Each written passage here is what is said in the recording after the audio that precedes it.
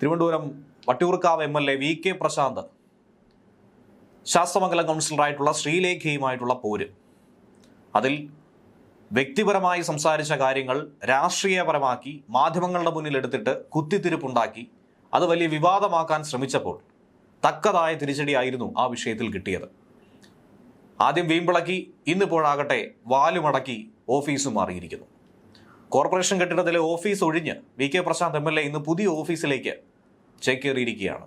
എന്നാൽ ഓഫീസ് തുറന്നു എന്നുള്ളത് ശാന്തമായി പോയി, അവിടെ മറ്റ് പ്രവർത്തനങ്ങൾ ഇനിയുള്ള 3-4 മാസം നടത്തിയാൽ പോരെ എന്നാണ് പലരും ചോദിക്കുന്നത്.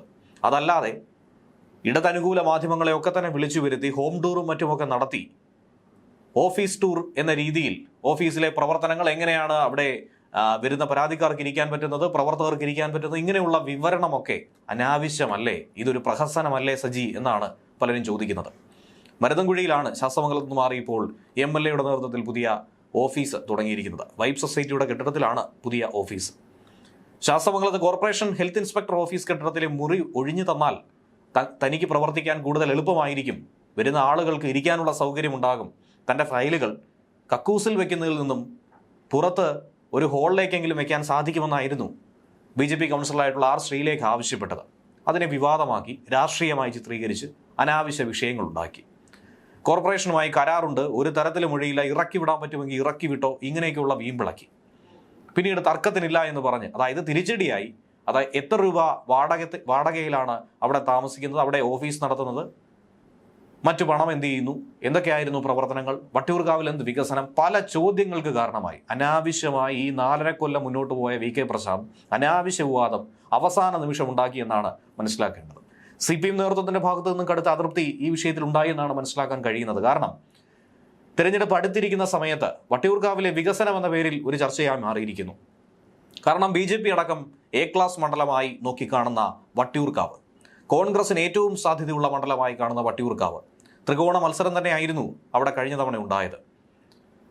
എന്നാൽ ഈ 2 ടൈമിന് മുന്നേ വട്ടിയൂർക്കാവ് പരിശോധിച്ചു കഴിഞ്ഞാൽ 3ാം സ്ഥാനത്തേക്ക് കൂപ്പുകുത്തപ്പെട്ട CPMന് എങ്ങനെയാണ് കഴിഞ്ഞ 2 തവണ കയറി വരാൻ സാധിച്ചത്? പ്രധാനപ്പെട്ട ഒരു ചോദ്യം തന്നെയാണ്. ആ സാധ്യത തന്നെയാണ് ഇന്നിപ്പോൾ VK പ്രശാന്ത് ഇല്ലാതാക്കിയിരിക്കുന്നതെന്നാണ് CPM വൃത്തങ്ങളിൽ നിന്ന് ലഭിക്കുന്ന സൂചന. ജനങ്ങൾക്ക് വളരെ കുറച്ചുകൂടി എളുപ്പത്തിൽ എത്തിച്ചേരാൻ പറ്റുന്ന ഒരു ഇടം എന്ന രീതിയിലാണ് ഈ ഓഫീസ് പരിഗണിച്ചതെന്നാണ് VK പ്രശാന്ത് മറുപടി പറയുന്നത് പോലും. എന്നാൽ പിന്നെ അനാവശ്യ വിവാദങ്ങൾ ഉണ്ടാക്കാതെ വികസന പ്രവർത്തനങ്ങളിലൂന്നി മുന്നോട്ട് പോകാൻ ആദ്യമേ ശ്രമിച്ചുകൂടായിരുന്നു? എന്തിനാണ് വെറുതെ സംഘടിതമായി ചില അസ്വാരസ്യങ്ങൾ പാർട്ടിക്കിടയിലും അതുപോലെ തന്നെ സമൂഹത്തിനിടയിലും ഉണ്ടാക്കിയത്? വട്ടിയൂർക്കാവിലെ ജനങ്ങൾ തന്നെ ഇത് തീരുമാനിക്കുമെന്നതിൽ സംശയമൊന്നും തന്നെയില്ല. 4 മാസം മാത്രമാണ്. ഇതൊന്നും അങ്ങനെ മറന്നു പോകാൻ സാധ്യതയില്ല എന്ന് വേണം മനസ്സിലാക്കേണ്ടത്. അതിനിടെ മറുഭാഗത്ത് എന്തുകൊണ്ട് കോർപ്പറേഷനിൽ 50 താമര BJP വിരിയിപ്പിച്ചു എന്ന് ചോദിച്ചാൽ അത് BJPയുടെ മിടുക്കല്ല എന്ന് കൂടി പറയേണ്ടിയിരിക്കുന്നു. തുടക്കത്തിൽ പറഞ്ഞതുപോലെ തന്നെ CPMന്റെ കയ്യിലിരിപ്പാണ്. കോർപ്പറേഷനിലാകട്ടെ ഒരൊറ്റയാളുടെ കയ്യിലിരിപ്പ് എന്ന രീതിയിലാണ് CPM വിമർശിക്കുന്നത്. മറ്റാരുമല്ല, മുൻ മേയർ ആര്യ രാജേന്ദ്രൻ. എന്തുകൊണ്ട് ഇതുവരെയും ഇത് കെട്ടടങ്ങിയില്ല എന്ന് ചോദിച്ചാൽ CPM തോൽവിയിൽ ആര്യക്കെതിരെ ഇപ്പോഴും വിമർശനം ഉന്നയിക്കുകയാണ് CPM നേതാക്കൾ. കോർപ്പറേഷനിലെ തോൽവിയുമായി ബന്ധപ്പെട്ട് CPM ജില്ലാ കമ്മിറ്റി യോഗത്തിലാണ് മുൻ മേയറെ നിർത്തിപ്പൊരിച്ചത്. അതിരൂക്ഷമായ വിമർശനം തന്നെയാണ് ഉയർന്നു കേട്ടത്. തോൽവിക്കുള്ള പ്രധാന കാരണം മറ്റാരുമല്ല, അത് മേയർ ആര്യ രാജേന്ദ്രനായിരുന്നു. വലിയ തോതിലുള്ള അഹന്തയും ധാർഷ്ട്യവും ഒക്കെ തന്നെയാണ് ഈ തോൽവിക്ക് കാരണമാക്കിയത്. ആര്യ രാജേന്ദ്രൻ മേയർ സ്ഥാനത്തിരുന്ന് നടത്തിയ ഇടപെടലുകൾ തോൽവിക്കിടയാക്കി. പാർട്ടിക്ക് അനുകൂലമായ നിലപാടുകളൊന്നും തന്നെ ആര്യ സ്വീകരിച്ചിട്ടില്ല. അതിശക്തമായ വിമർശനം ഒരിക്കലും ആര്യയ്ക്ക് ഇതിൽ നിന്നും ഒളിച്ചോടാൻ കഴിയില്ല. കാരണം ഇത് മാധ്യമങ്ങളോ എതിർ പാർട്ടികളോ ഉയർത്തുന്നതല്ല, സ്വന്തം പാർട്ടി ഘടകങ്ങൾ, സ്വന്തം പാർട്ടി തന്നെ ചൂണ്ടിക്കാണിക്കുന്നതാണ്. തദ്ദേശ തിരഞ്ഞെടുപ്പ് അവലോകന യോഗത്തിന്റെ റിപ്പോർട്ടിങ്ങിനാണ് ജില്ലാ കമ്മിറ്റി യോഗം വിളിച്ചത്. CPM സംസ്ഥാന സെക്രട്ടറി MV ഗോവിന്ദൻ തന്നെ പങ്കെടുത്ത യോഗം കൂടിയായിരുന്നു. മനഃപൂർവ്വമാണോ അല്ലാതെയാണോ ആര്യ രാജേന്ദ്രൻ ഈ യോഗത്തിൽ പങ്കെടുത്തില്ല എന്നുള്ളതും മനസ്സിലാക്കേണ്ട ഒരു വിഷയമാണ്. രക്ഷപ്പെട്ടതായിരിക്കാമെന്നാണ് പലരും ചൂണ്ടിക്കാണിക്കുന്നത്. നേരിട്ടെത്തിയിരുന്നെങ്കിൽ ഇതിലും രൂക്ഷമായ ഭാഷയിൽ പലരും ആര്യയുടെ മുഖത്ത് നോക്കി ചൂണ്ടുവിരൽ ഉയർത്തി കാര്യങ്ങൾ ചോദിച്ചേനെ എന്നാണ് പറയപ്പെടുന്നത്. ആര്യയുടെ അഭാവത്തിൽ മുൻ കോർപ്പറേഷന്റെ ഭരണത്തിലുണ്ടായിരുന്ന അപാകതകളും മറ്റു വിമർശനങ്ങളും ഒക്കെ തന്നെയാണ് ചൂണ്ടിക്കാട്ടിയത്. ഭരണത്തെ നിയന്ത്രിക്കാൻ കഴിയാത്തത് പാർട്ടി നേതൃത്വത്തിന്റെ പിടിപ്പുകേടാണെന്നടക്കം നേതാക്കൾ ചൂണ്ടിക്കാട്ടി. കോർപ്പറേഷനിലെ തോൽവിക്കുള്ള പ്രധാന കാരണം തെറ്റായിട്ടുള്ള സ്ഥാനാർത്ഥി നിർണയവുമായിരുന്നു. ആര്യ രാജേന്ദ്രനെ കയറൂരി വിട്ട പോലെ ആയിരുന്നു ഈ കഴിഞ്ഞ 5 കൊല്ലം. തോന്നും പോലെ ചെയ്യുന്നു, തോന്നുംപടി. അതിനെ ഒന്നും തന്നെ നിയന്ത്രിക്കാനോ നേരായ വഴിയിലൂടെ തെളിയിക്കാനോ ഒന്നും പാർട്ടി തയ്യാറായിട്ടില്ല എന്നുള്ള വിമർശനവും ഉയരുന്നുണ്ട്.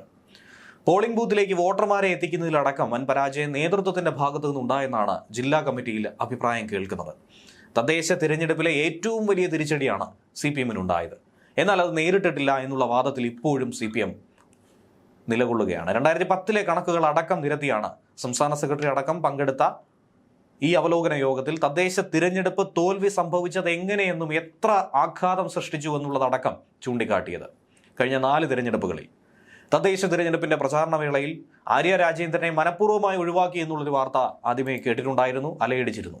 ആര്യ സജീവമായിരുന്നില്ല. കാരണം തിരുവനന്തപുരം നഗരത്തിൽ ആര്യയെ മുൻനിർത്തി ഒരു തിരഞ്ഞെടുപ്പ് പരിപാടി നടത്തിയാൽ, സ്ഥാനാർത്ഥിക്ക് വേണ്ടി വോട്ടപേക്ഷ നടത്തി കഴിഞ്ഞാൽ ആ സ്ഥാനാർത്ഥി ജയസാധ്യത ഉണ്ടെങ്കിൽ പോലും തോറ്റുപോകും. അത്ര വലിയ ഇമേജ് ആയിരുന്നു നഗരത്തിൽ ആര്യയ്ക്കുള്ളത്. ആര്യയെ മുൻനിർത്തി മത്സരത്തിനിറങ്ങിയാൽ പാർട്ടിക്ക് തിരിച്ചടിയാകുമെന്ന വിലയിരുത്തൽ നേരത്തെ തന്നെ പാർട്ടിക്കകത്തുണ്ടായിരുന്നു. ഇപ്പോൾ ജില്ലാ കമ്മിറ്റിയിലും ആര്യയ്ക്കെതിരെ വിമർശനം കേട്ടു. കഴിഞ്ഞ ജില്ലാ കമ്മിറ്റി യോഗത്തിലും സമാനമായ വിമർശനം ഉയർത്തിയിരുന്നു. ആര്യയുടെ പല നീക്കങ്ങളും പ്രവർത്തനങ്ങളും ജനങ്ങളെ കോർപ്പറേഷനിൽ നിന്നും അകറ്റുന്ന ഒരു സാഹചര്യം ഉണ്ടാക്കി. കോർപ്പറേഷൻ ഭരണസമിതിക്ക് എതിരാക്കി മാറ്റി. കോർപ്പറേഷൻ ഭരണം ഇടതുപക്ഷത്ത് നിന്നും പോകണമെന്ന് ജനങ്ങളുടെ മനസ്സിൽ ഒരു തോന്നലുണ്ടാക്കി. ഇതിൻ്റെ എല്ലാം കാരണം ഭരണസമിതിയുടെ തെറ്റായ ഭരണവും ഭരണ തലപ്പത്തുണ്ടായ അപാകതയും.